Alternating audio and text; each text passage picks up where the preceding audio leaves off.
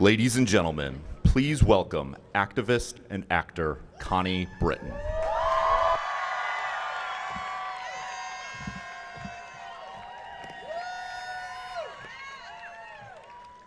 Wow. Hi, New York. You look beautiful this morning. It's so great to be here with you today, and thanks everybody for coming out. You know, it's a hard-won American privilege, our right to vote. For all of us in this country, someone had to fight, and fight hard, and suffer badly, so that we can walk into a polling place and cast our votes for democracy. Right? And so we vote. At least we better. So I don't know about you, but sometimes I'm thinking, well, how do I know who to vote for? You know, I mean, it's always sort of a leap of faith. You know, it's like the best you can do is just kind of know who the candidates are and figure out what they stand for, and then, you know, just hope by God they really mean it. And then you go and you cast your vote and you hope for the best. So that's what I've been doing all these years, and it's pretty unusual to, you know, like, know the person. And I find myself in the rare position of actually knowing the person, my friend, who is running for president. That's so crazy, right? I mean, it really isn't. You know, it really isn't. I mean, if you know her like I know her, I could have almost predicted it, actually, knowing her as I do. Of course, hindsight is always 20/20, but if I look backwards and I really connect the dots, I could have seen that it was obvious that this should happen, that Kirsten always had what it would take to be president. Though as young women, we would never have allowed ourselves to dream that. But still, in the event that my friend, who I should have known would be running for president, is in fact running for president, I selfishly want everyone to know her like I do. So you're going to be hearing from me about Kirsten Gillibrand today and in the months coming. And I am going to be as honest with you as I can. And I'm going to share my experiences as wholly as I can, because the time is now for integrity. In America and in the presidency. So our story starts a long time ago, a long, long time ago. I went to college with a young woman named Kirsten, or as we called her at that time, Tina.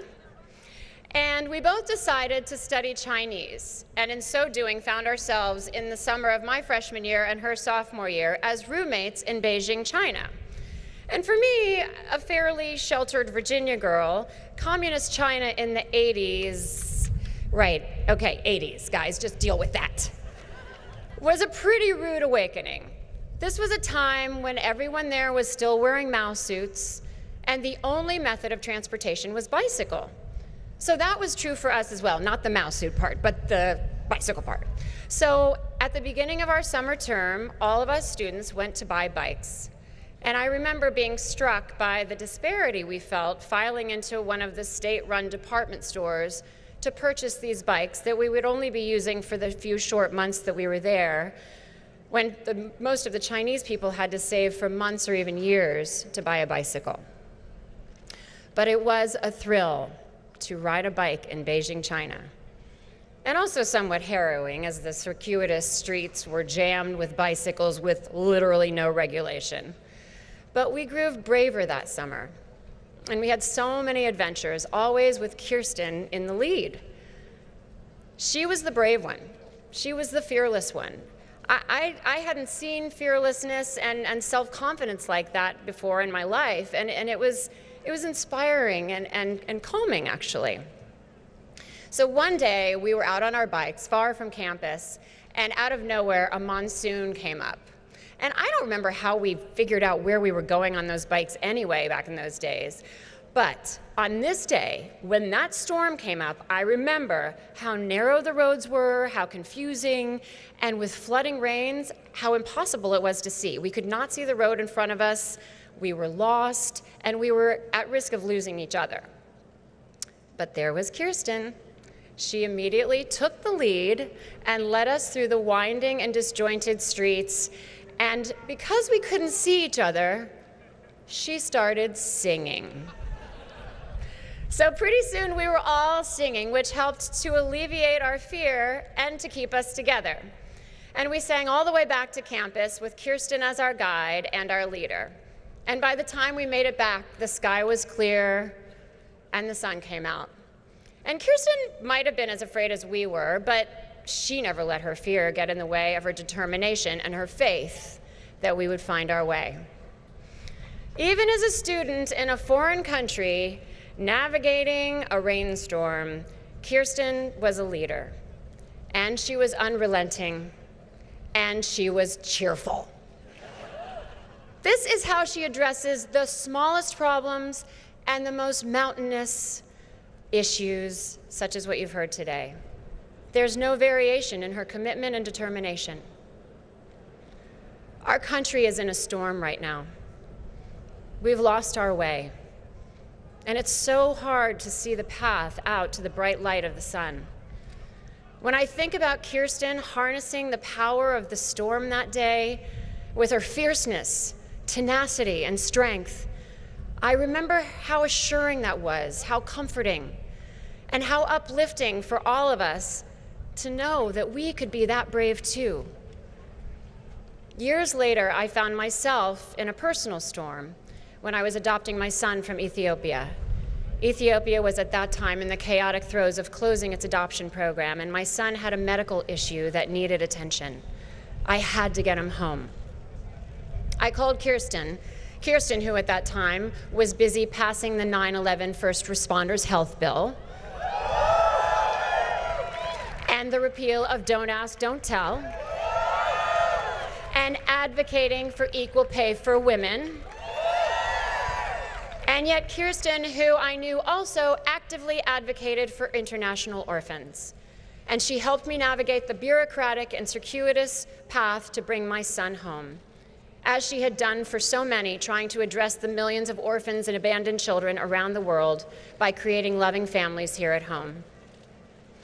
And Kirsten's dedication isn't just to my son, she's to your son, it's to your sons. Her dedication is to your sons and your daughters and to you. It's to all of us. And she will stand with you, and she will fight with you, and every family in this country as if it were her own. I've never seen in my life someone more committed to service than Kirsten is.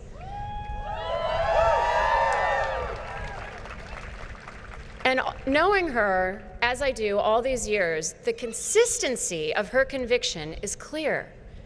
She cannot be knocked down, guys. Not in front of Trump Plaza or anywhere else. The fierceness, confidence, and assuredness, this bravery, comes from her unwavering core of integrity, which I can assure you has existed in her since childhood, if not birth. This is pure. This is true. Talk to her, because when she speaks with assurance, without pretense, and from a place of her own experience, knowing, and empathy. And she listens. That is what we need to lead us out of this storm.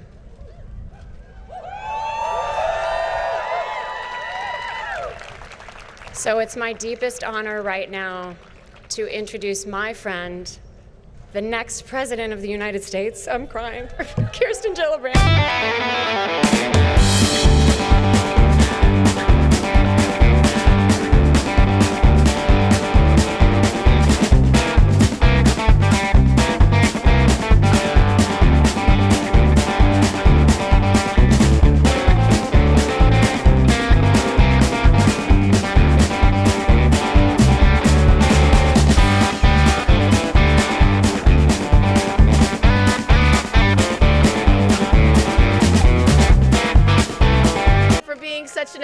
friend, incredible activist and actor. I love you very much. And I want to thank everyone that's gathered here today. Thank you for being here. It is a gorgeous day. And looking around at this diverse crowd, there is no doubt that America is great. Our Declaration of Independence was the start of a conversation about how to achieve life, liberty, and pursuit of happiness for every citizen.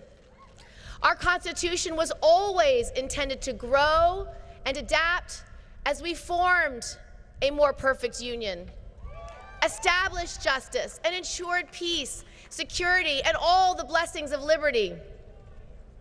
Even our national anthem ends in a question.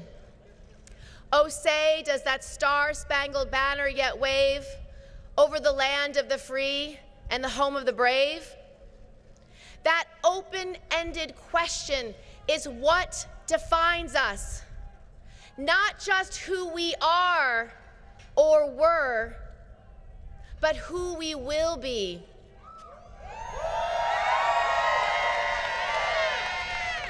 It challenges us to choose to take the next step, to fight that next fight, to answer that fundamental question: will brave win?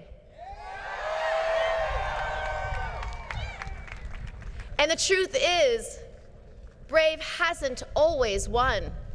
And brave isn't winning right now. Brave doesn't spread hate or bully the vulnerable.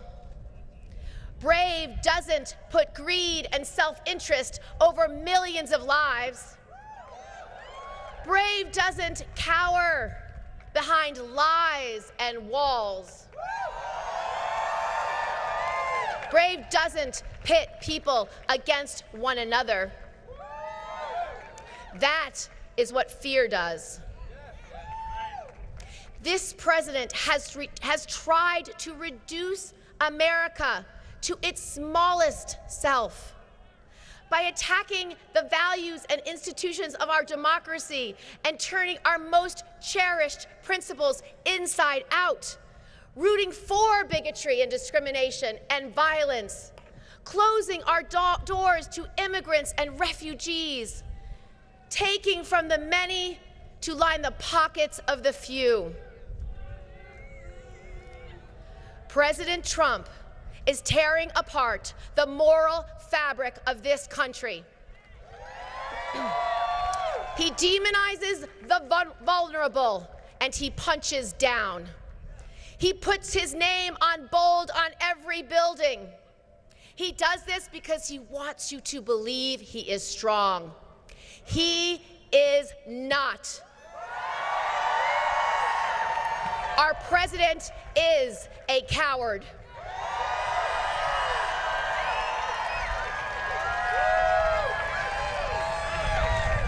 And that is not what we deserve. That is not what you deserve.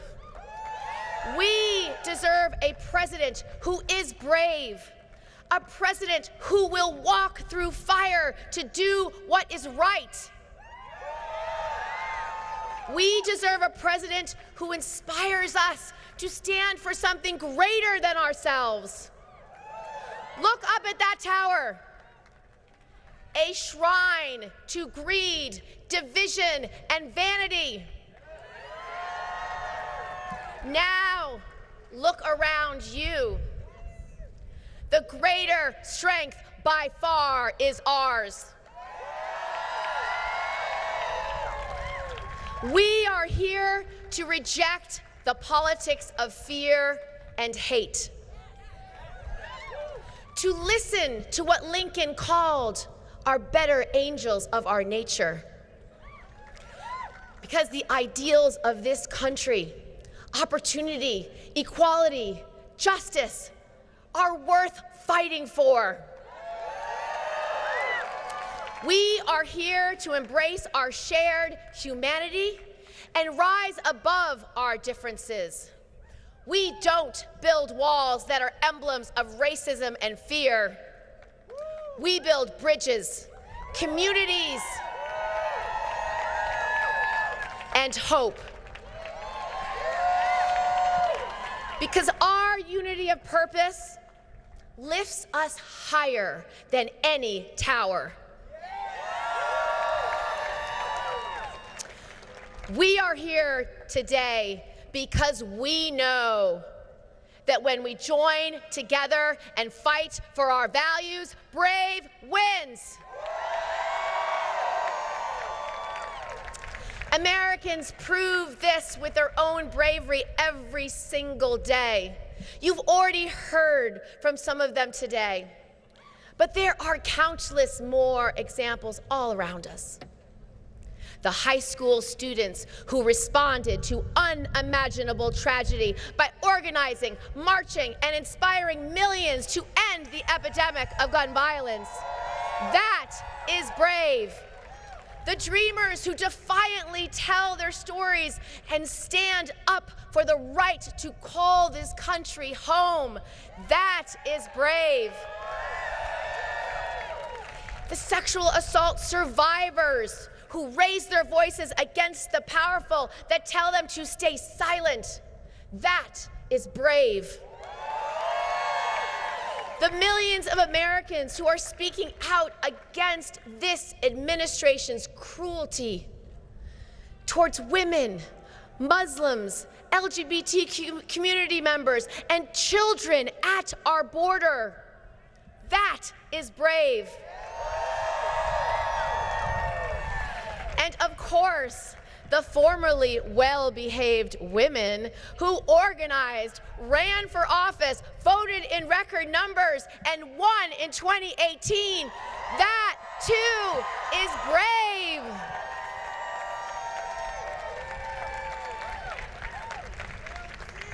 Day in and day out, Americans are making a choice to resist the backward pull of this administration and pushing us toward a better future.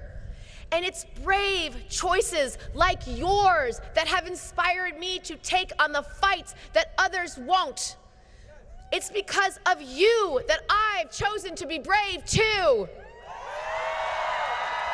Because the people of this country deserve a president worthy of your bravery. A president who not only sets an example, but follows yours. Your bravery inspires me every day. And that is why I am running for President of the United States.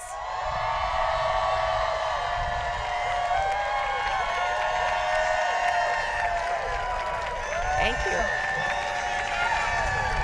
By coming here today, we are sending a powerful message. We will not let anything or anyone divide us. We will not cede control of our country to corruption, greed, and the powerful interests. We will keep showing up, and we will keep fighting back. The fight ahead may seem daunting, but there is hope when we look down at our feet and see whose shoulders we stand on.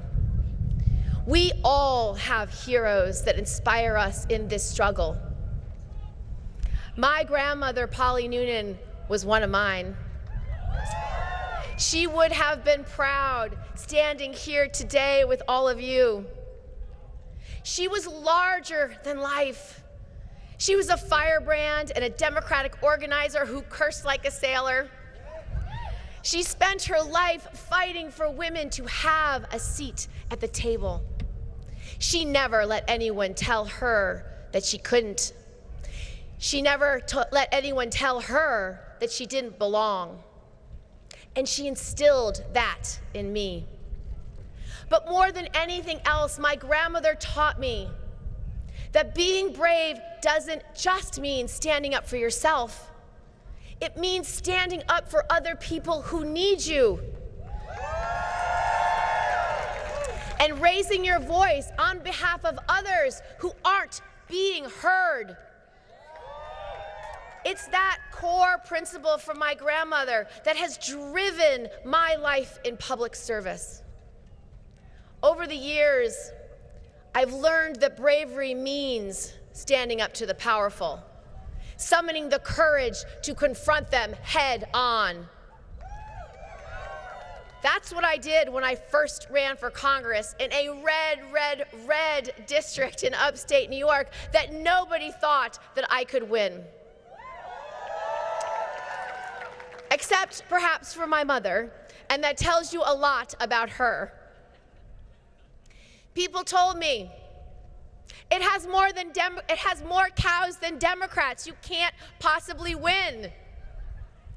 But I took those odds and I won. And the next election, I won again. And that time by a 24-point margin.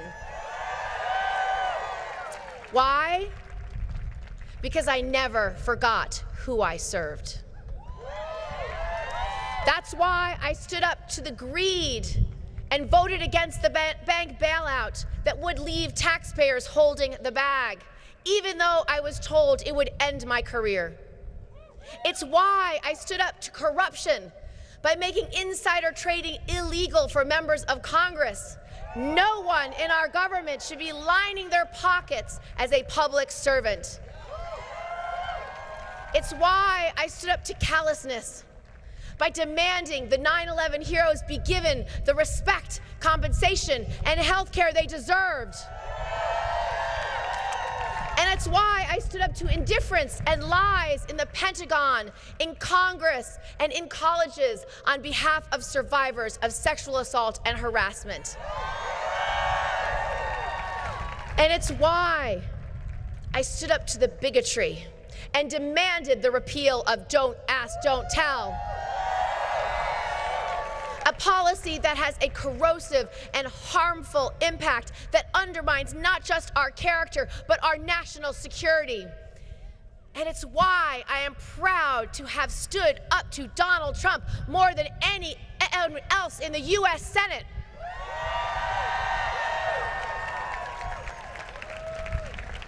I will go toe-to-toe with anyone to do the right thing.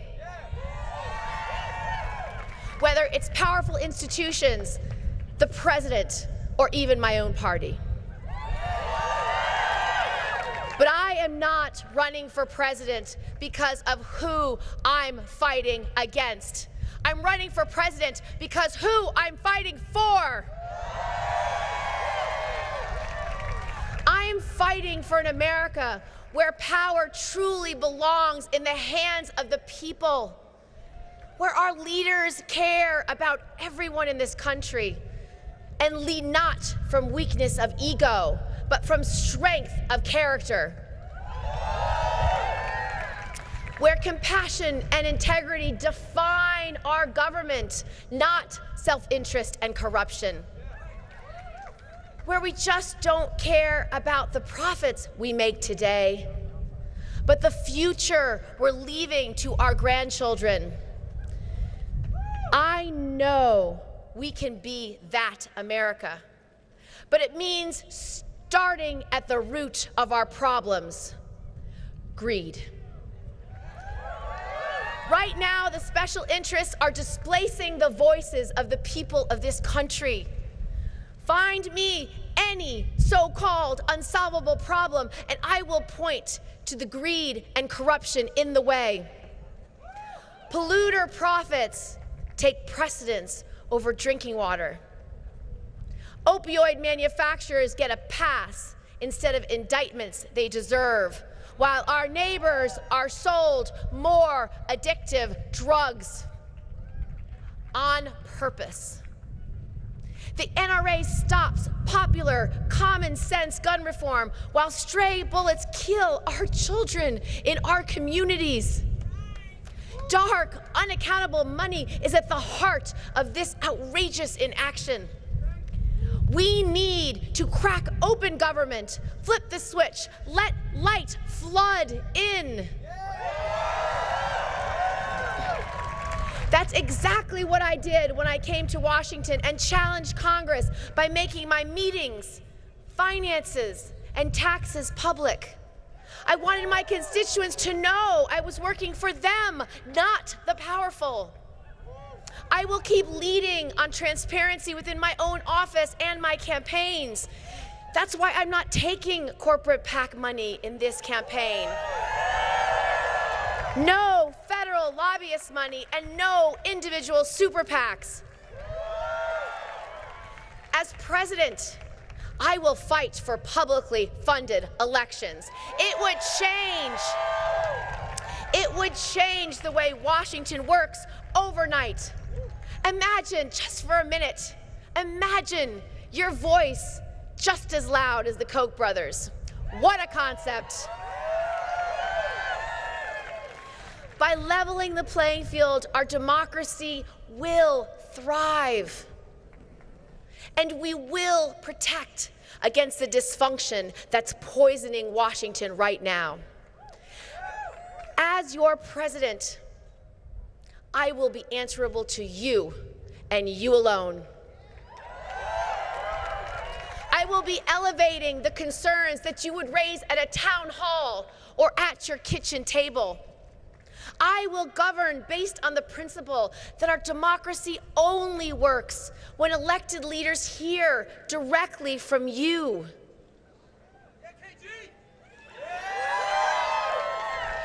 Only then can we finally start making progress on the problems we face. Our goals are ambitious, but the truth is, they're not controversial. Americans across party lines support these common sense ideas. It's time for this country to make quality, affordable health care a right and not a privilege. We must pass Medicare for all. I have fought for this since my very first House race in 2006.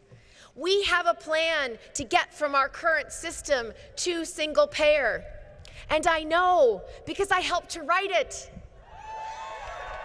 We will create competition, get costs down, eliminate the greed. On education, it's time to guarantee universal pre-K, affordable daycare, and high-quality public education for every kid. For every kid in America, no matter what block they grow up on. We must make higher education affordable and accessible for everyone and reduce the crush of student debt. The federal government should not be making money off the backs of our students. In my administration, we would refinance all federal student debt to the lowest available rate. And here's a big idea. Let's improve and expand the GI Bill to make college free for anyone who agrees to do national public service. That way, our young people can pursue their dreams debt-free while helping others. To grow the middle class, we need to start rewarding work again. We must make full employment a national priority by investing in free job training through apprenticeships, not-for-profits, community colleges, and state schools. We will work with employers to connect underemployed and unemployed workers with the training, skills, and jobs that are available in their communities, in the fields of their interests. With workers' rights under attack more than ever, we need to protect the right to collectively bargain and form unions. We need to fight right to work and support card check. And let's do right by our workers and raise the minimum wage to $15 an hour nationwide. We have to transform the infrastructure of work by finally making national paid leave a reality. It is outrageous that we are the only industrialized country in the world without it. You should never have to risk your job and income to take care of a new baby, a sick family member, or your own medical needs. I refuse to accept the false choice between your paycheck and your family.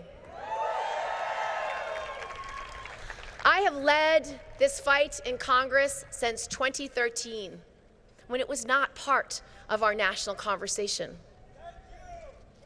You're welcome. And hear me when I say this. Paid leave, equal pay, and affordable daycare are not just women's issues.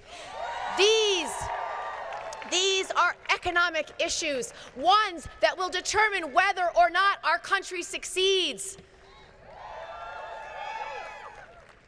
At the same time, we need to dismantle the institutional racism that pervades our society and holds back millions of families. It is in our healthcare, education, economic, and criminal justice systems. It's in the growing crisis of Black women's maternal mortality. It's in the sentencing disparities that keep Black men in prison for years when white-collar criminals go home on bail. It's in the wealth gap between communities of color and white communities that only widens from generation to generation.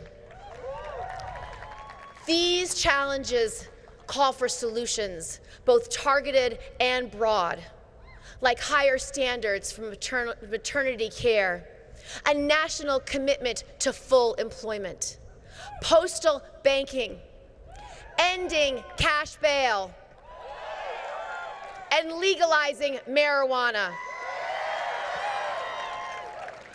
We need to restore our moral leadership in the world. We must secure our borders effectively and fight terrorism relentlessly. But let's be very clear.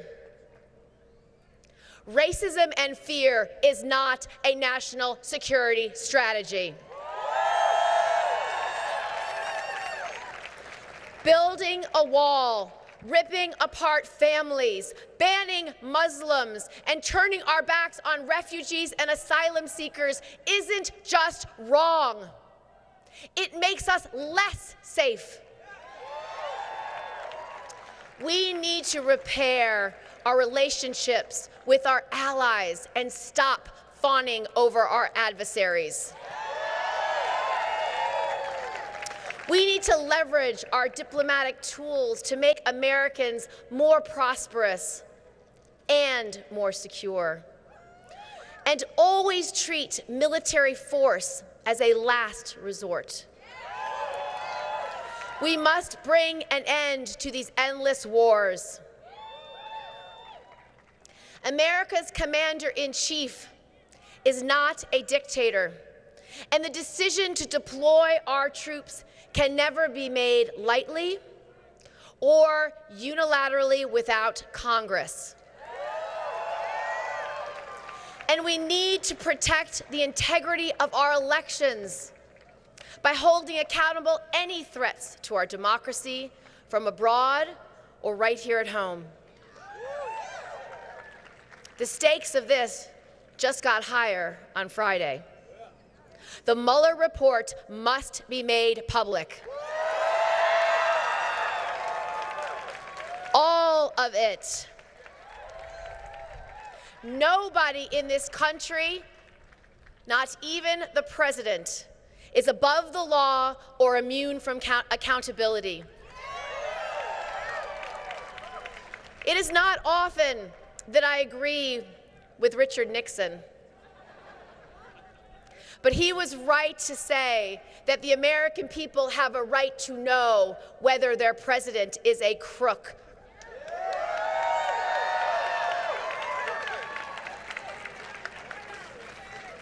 And finally, We need to treat global climate change like the existential threat that it is. We need to pass the Green New Deal. Let's make this our generation's moonshot. Addressing a global challenge of this urgency will take massive effort and transformational vision, which is exactly why we should do it. Let's invest in our crumbling infrastructure, create sustainable green jobs, and protect clean air and clean water as a human universal right. And I'd like to go further than others who support this plan. I'd also put a price on carbon. I would put a price on carbon to use market forces to steer companies away from fossil fuels towards clean and renewable energy. We can't afford not to do this. We don't have time to waste. John F. Kennedy said he wanted to put a man on the moon in the next 10 years, not because it's easy, but because it's hard. I believe we should look at global climate change exactly the same way. We should aspire to net zero carbon emissions in the next 10 years, not because it's easy, but because it's hard.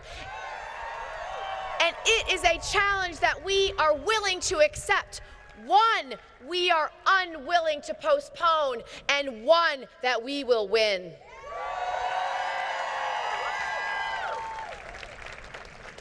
None of these big fights and equally big goals will be easy.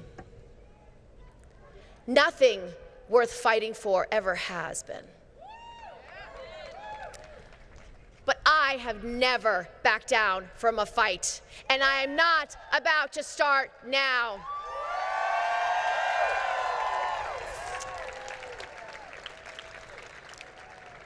My faith tells me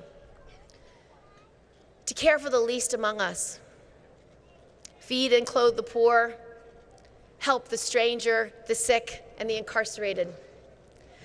I believe we are all called to be the light of the world, to defeat the darkness, and to treat others the way we want to be treated. I am running for president to fix what's been broken, to repair our moral fabric, and to rebuild the common bonds between us as Americans. This fight is so much bigger than any one election. It's about making a choice and deciding who we are and who we are going to be. After all, America is and always will be the home of the brave. No matter how difficult the course before us, no matter how dark the hour, the lessons of our history is that justice, fairness, and truth are possible, but only if we are willing to put everything we have on the line to achieve it. So each one of us has a choice today. Will we defend this democracy? Will we speak for what we believe in? Will we reject the hate and fear and greed and corruption? Will we fight with every fiber of our being because everything we care about is at stake? Will we be brave? You've already answered that question just by being here today.